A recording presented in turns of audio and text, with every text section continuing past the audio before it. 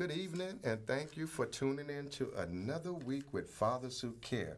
Yes, it's been kind of chilly outside, but I'm feeling all good inside. All is well in my heart. So listen, we are prepared this evening to bring you some valuable information, of course, some guests who have been properly vetted and who love what they do. They're totally committed to the plight of improving the quality of life for those who are less fortunate, those who are disenfranchised, those who are seeking a better lifestyle, and those who are just trying to do the best they can with what they have. And I guarantee you, if you stay tuned in this evening, you're going to get so much information by these professionals here, and we're going to introduce them shortly, but you're going to get so much information this evening that you should be excited, and you should go back and talk with your families about some of the information that we're sharing with you because it is valuable information. So with that being said, welcome again to Fathers Who Care Weekly CAN TV show, and it's our pleasure to come to you each week with valuable information that you can use. So thank you, CAN TV, for always providing the forum. And I'm just going to take a couple liberties this evening to just say thank you, Dr. Jasmine. Thank you, State Rep LaShawn Ford, and they, of course, will introduce themselves as we go into the show, but I just want to thank them. You know, we always see each other in the work that we're doing, and I think you should know that the information that you're about to get this evening is information that is not just surface information we're sharing with you, but it's information that has proven to be factual information, passionate information, and information that, if properly used, would change the quality of life for those around you. So listen, Fathers Who Cares, one of our mission is to dispel the negative myths about us men who are on the west side of Chicago, and to let those of you that know that men need to stand firm and need to be the leaders of their community. And we're encouraging those men that are out there watching tonight, step up, be that leader that you are, and let's make a difference. And with that being said, I just got so much I want to talk about tonight, so I'm just going to kind of go through some of these particulars and just let you know the topic this evening is how to address mental and behavioral health and how to get healthy. I want to be healthy. Do you want to be healthy? I want to be healthy. And I'm just going to jump on out here first and say, State Rep, can you tell us, you're the State Rep of the 8th District. Yes, that's the 8th You're the district. co-vener of the West Side Behavioral Health Task Force. Yes. You're the co-vener of the West Side Opioid and Heroin Task Force. How many co-vener positions do you have? Those are two very important task force that we work together on. You know, one of the opioid and heroin task force we know is critical to deal with that epidemic, pandemic it is. Yes, sir. And the behavioral health task force is dealing with the behavioral health of people on the west side. We know you got to be physically healthy as well as mentally healthy. Right. And that's our goal, not to let the problems of the west side be forgotten. Now, you know I was going to take some liberties with you because I think I know you enough to have some fun with you. But Rep, in seriousness now, tell us, you know, I know your passion for what you do. You've been consistent. You know, I kind of took a little play with you right there because I know you're passionate about so many things, but I do know you're really, really passionate about what's happening on the west side and how we can really reduce substance abuse, senseless violence, improve the quality of life, and bring additional resources to bear with some of the inequities that we're currently facing in our community. But Rep, what motivates you, literally motivates you to do the work that you do?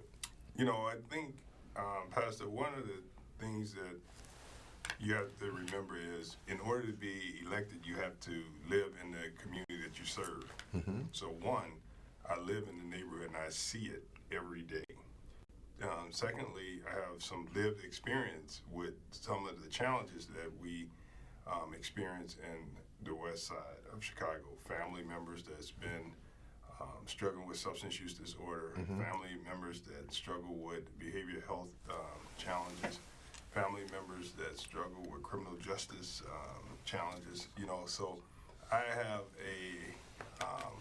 a well-lived life, and you know, and I don't let my experiences go silent. Mm-hmm.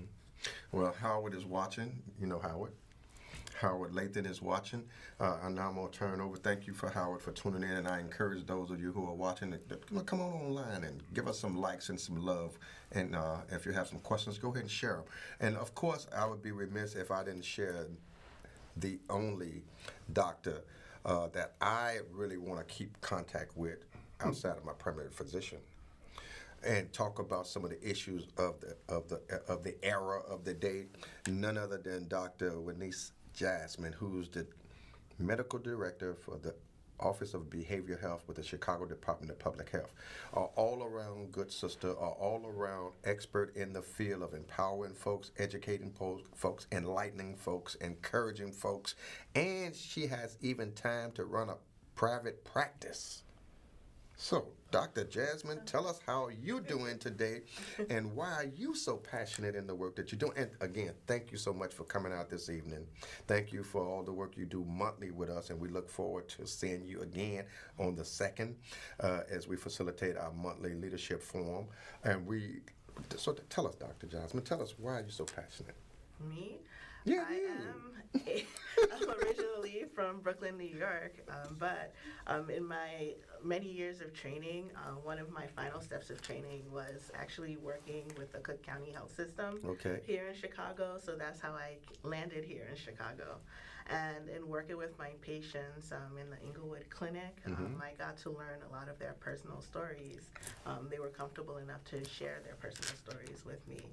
And I know every day, no matter what a person looks like, you can never tell what kind of burdens they may be carrying. And for me, I just want to make a difference in not only just treating individuals, but working and trying to implement change on a population level.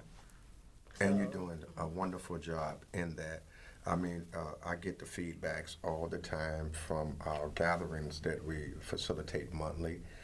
Every time I turn around, I kid you not, someone is inquiring about Dr. Jasmine. How can I get Dr. Jasmine to come out and do some reporting for us, to do a presentation for us? And I keep on telling her, I don't work for Dr. Jasmine. Okay? You might want to call her office or email her. You know? But she's always presenting. Yes, she does, and she do it all the time. But anyway, is that fair? Yes, it's true. It's true. So let's get some questions You again. don't overwork her, do you? Who, me? Yes. No. Okay. I'm Just just wanna consistent. Say, our health department is small, but everyone works a lot. Absolutely, Yes. absolutely. And we're gonna put out a shameless shout out to Patricia, Yes. because that's one of our girls. That's part of our coalition as well. Patricia T. Johnson. That's right, Patricia T. Johnson. She's part of our group, and now she's been, of course, working under your tutelage. And she loves what she's doing. I know that she's doing a good job because she's staying focused. So let's get some questions going here. We want to talk specifically this evening about how to address mental health, mental and behavioral health. It looked like we just, that's what happens when you have these technical gadgets. Anyway, we want to talk about behavioral health and behavioral mental health and how can we get healthy. I mean, so many of us are out here in the community really going through so much through these uncertain times.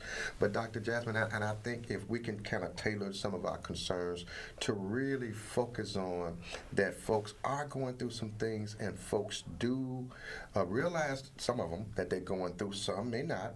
But is it okay for folks to understand that it is okay to be going through some things, and it's also okay to get help?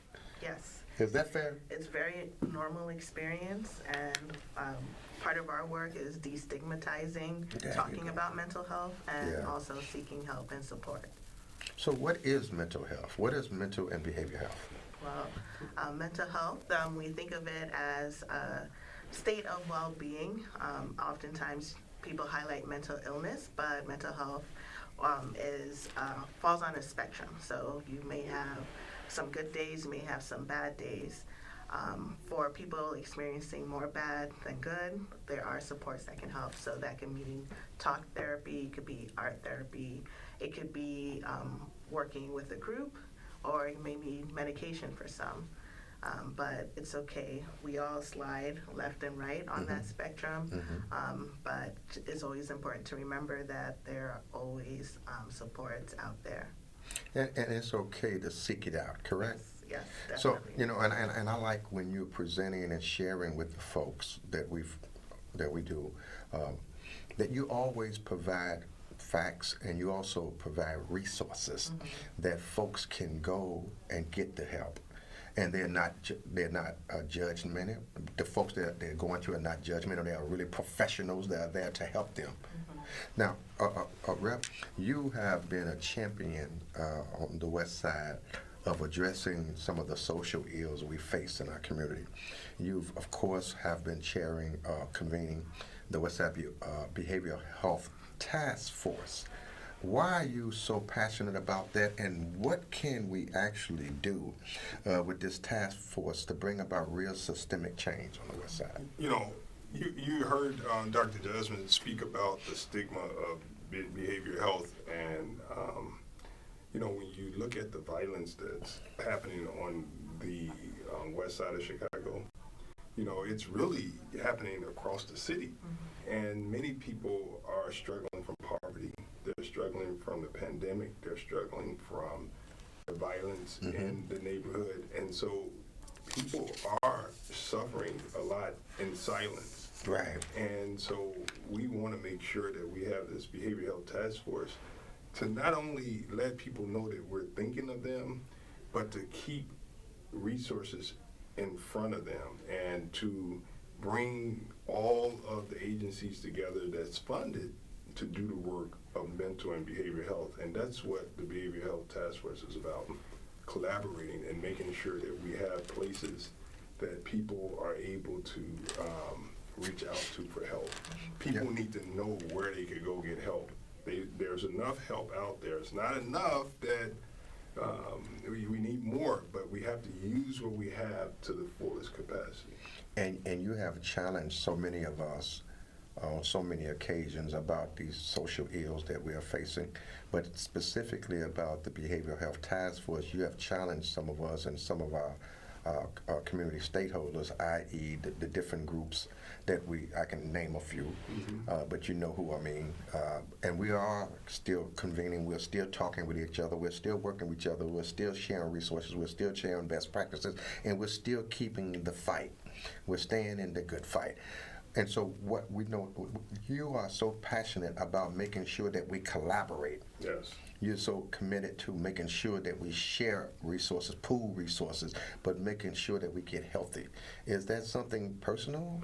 You know, it is, because as a state representative, you know that government really can't do the work. Okay. The government has to work with people, you know, and agencies outside of the department. So, you know, as a state rep, we contract with nonprofits to do the work. The Department of Illinois Public Health, they contract outside. Department of Human Services contract outside, and they provide grants for people to do the work to partner with the state.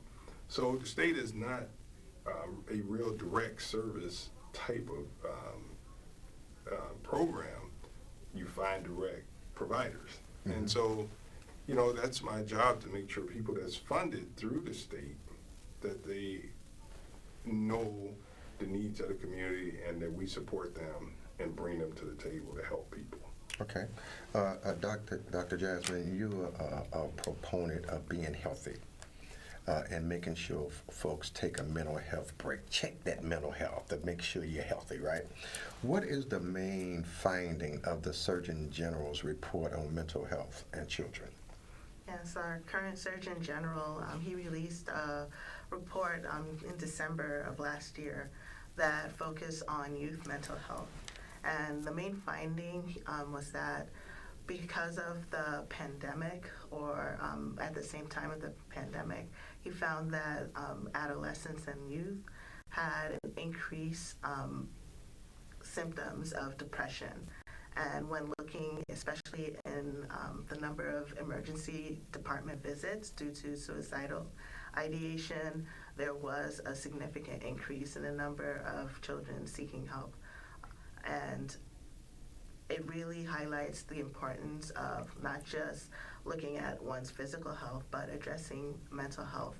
and recognizing that the new normal that we're all living, trying to make sure, especially for children, that those supports are in place for them to grow and find the joy back into their life.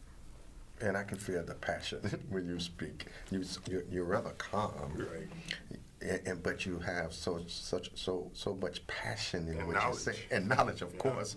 But you can feel it. I mean, it's just a calmness about your presentation, letting folks know that we also can really live healthy, that we can address the issues that we're addressing, but we need to acknowledge the fact that we all are experiencing something Yeah. during this COVID period. We all are, and we still have folks who just really, it doesn't do you, but do you right. Okay? Get in touch with your healthcare professionals. Love your children enough to let your children know that this pandemic, this COVID virus, is not a joke. And get tested, get vaccinated. I'm going to say it. I'm going to step out there and do a PSA on it. Please, please, please, wash your hands. Practice social distancing. Wear your mask, please, and get vaccinated. Rep, you are chairing a state committee. The state committee is the Illinois Violence Prevention Committee. Is that correct? That's right. The Illinois Violence Prevention Committee appointed by the Speaker of the House. Okay. What's your mission? What are you trying to accomplish? What can we do to help? To put some energy behind what you're doing for the state? Well, one, there's been so much violence in the city and in the state, but there's also billions of dollars being spent on violence prevention.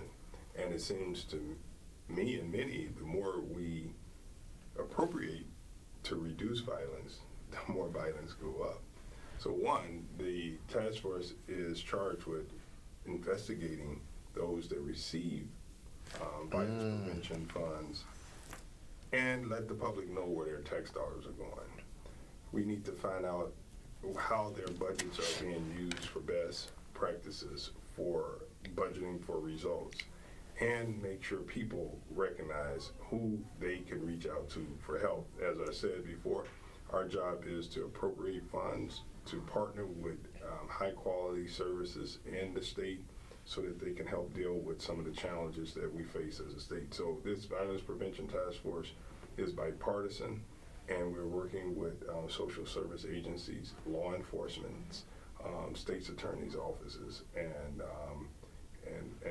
also the ministers. Okay. What do y'all call? Y'all call the Servants. faith-based. That's what we call. Faith-based. We call servants. Servants. Yeah, but we are faith-based. Yes. Faith-based group, of course. You know that. But Rep, I think that's real important, and I do believe that I don't believe in recreating the wheel, but I believe that those of us who are out here laboring in the vineyard, who's laboring, who got our boots on the ground, who's actually doing the work, I really believe that we can make a real impact on this violence epidemic in our community if we work together. If everybody do what everybody do, that's fine. But let's really make a serious, conscious effort to save lives. And when we change some things in the community, let's make sure those changes that we made in the community stay changed. Yeah. When we hit a hot spot, let's make sure the hot spot stay. I mean, when we reduce the heat on that spot, those deleterious impact sites, let's make sure those sites don't go back to what they were. Which normally what happens, we go out there, we'll labor on some community areas for so long, and then next thing we know, we leave for a few weeks and it's back to normal. Yeah. So how can we really bring real change? How can we really decrease violence in the community? Can we decrease violence? Yeah. It's also a human service approach as well. So making public sure safety. Public safety is a healthy community. Right. Right. Dr. Jasmine is a specialist with mental and behavioral health. We have to make sure our community have strong people physically and mentally. That's going to be very helpful. We have to make sure we meet the needs of people in poverty. We have to make sure that we educate individuals so that they can have a high quality life and be employable. So it's a big challenge, and we know that certain communities have been neglected for a very long time. So you have generations of people in these neighborhoods that we have to help and bring out of poverty. And you also say Sure, that, please. in public health, we have this saying that in order to have a healthy community, you have to address where people work, where they play, where they sleep, and then where they also have faith as well, to make sure they have all they need to have a healthy life. So they shouldn't have to worry about where their next meal will come from, should have a steady employment, should have fulfillment, should have social connections with their neighbors and their friends. So you're watching Fathers Who Care. Of course, we come to you each week with information and individuals that we know are really making a difference, who are really committed to the plight of empowering folks, improving the quality of life for folks, and also encouraging folks to work together. We can do all things if we work together. I believe in the power of God, and I believe that God gives us a sense to love on each other, to work with each other, to forgive each other, to support each other. But most importantly, we are our brother's keepers. We are our brothers and sisters' keeper. I'm going to come to you, Dr. Jasmine. Of course, we have Dr. Jasmine with us this evening. Dr. Jasmine is the medical director for behavioral health with the Chicago Department of Public Health. And of course, on our far right there, we have a state representative, LaShawn Ford of the 8th District, who is also the chair of the Violence Prevention Task Force, the convener of the West Side Opioid and Behavioral Health Task Force, the West Side Behavior and the West Side Behavioral Health Task Force, and Opioid and Heroin Task Force. And thank you all for the work that you all are doing. And Dr. Jasmine, I want to come back because I'm really passionate about the plight of our young people. How are students, our young people, how are they being impacted by COVID-19 in school? Well, recently the CDC, they released a report that spoke to students and children and youth's weight. So there's been an increase in obesity. That's one finding that we have been able to see during this period, during the pandemic. And what they say is the cause of it. A lot of the remote learning has fostered, encouraged children to have more screen time. And that means they are leading a more sedentary life. And then some of the consequences of that is that one way in which obesity can impact mental health is that a lot of children, they're very active on social media and very exposed to a lot of the cultural euphemisms that's being shared, and they may be more susceptible to bullying, and that can impact their sense of self-worth. So it's important for the whole family to take an approach to address this by increasing activity, but also engaging with their children to know what's going on in their head. I want to thank Solomon for tuning in, Ebony for tuning in, Tony for tuning in. Of course, you're watching the most dynamic show this side of the Jordan.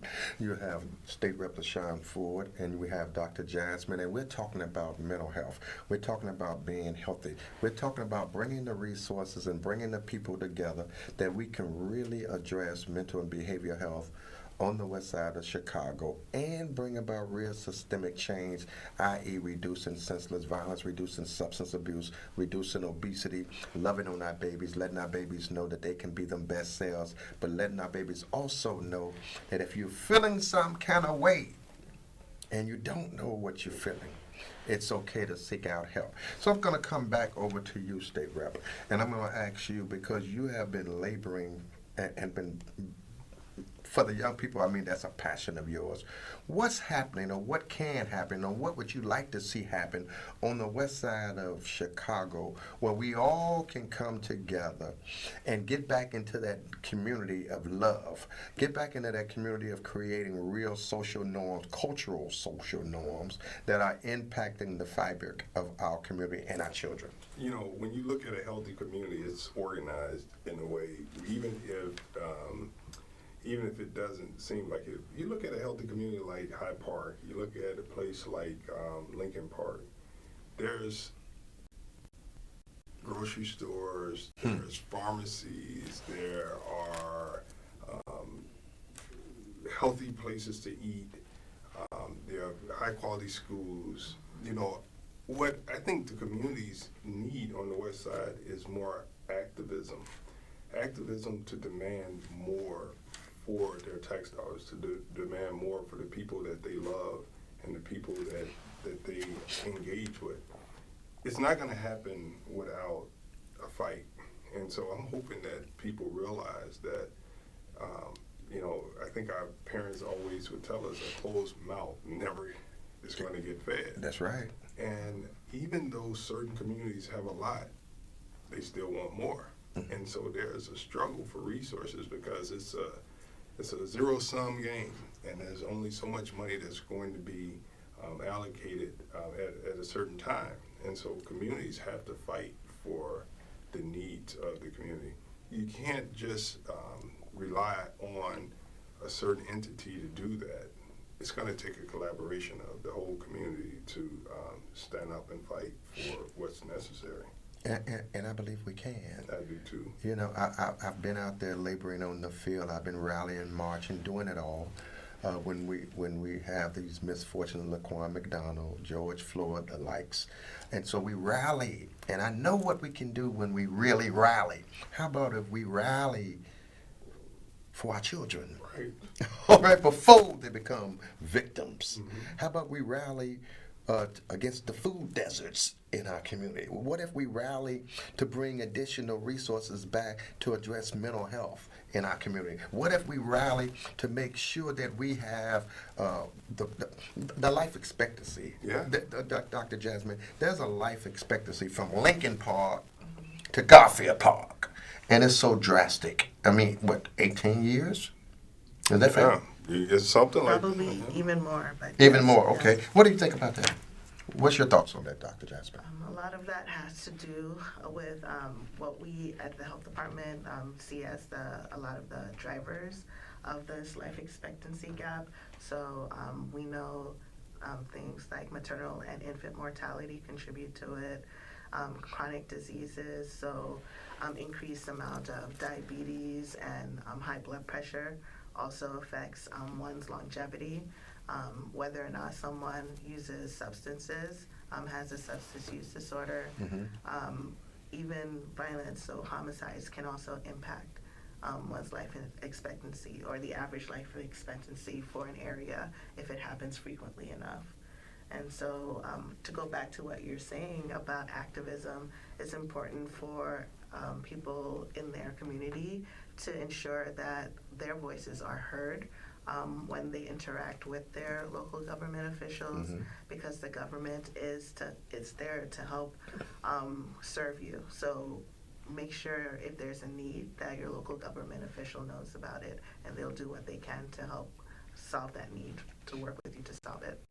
Absolutely. So we have a few minutes left, and I really want to give you, Dr. Jasmine, and you, Rep. Ford, an opportunity to speak passionately to the audience on whatever it is on your spirit. Happy New Year to you all. Please, starting with you, Rep. Oh, I'm passionate about the collaborations that you brought together. I mean, I want to thank you for the work that you do, and you live up to the name of the show, Fathers Who Care. Thank you. Thank you so much, Rep. And thank you for always being a listening ear to me and always providing me with that leadership and that camaraderie that when I need to get some additional support or some clarity on things, I can always call you and you actually answer. All right, so I really appreciate that. I don't take that lightly. But then I'm encouraged because I see what you're doing. So Dr. Jasmine, any thoughts that you would like to share? Yeah, so this pandemic has allowed many people who normally would not have worked together to collaborate to try to find solutions for a common problem. And I encourage all groups to continue that collaboration even when things go back to normal. And for mental health supports, you can visit mentalhealth.chicago.gov, and you'll be able to type in your address, your closest mental health clinics. And if you need additional information on these things, give Fathers Who Care a call at 773-287-5821. Listen, it's been wonderful. Thank you so much, Rep. Thank you so much, Dr. Jasmine. Thank you for watching. Thank you for tuning in on Facebook. Thank you, young people, for continuing to follow me and to support me and to be led and mentored by me. Thank you all. Thank all of you for all you do. Listen, we can do this.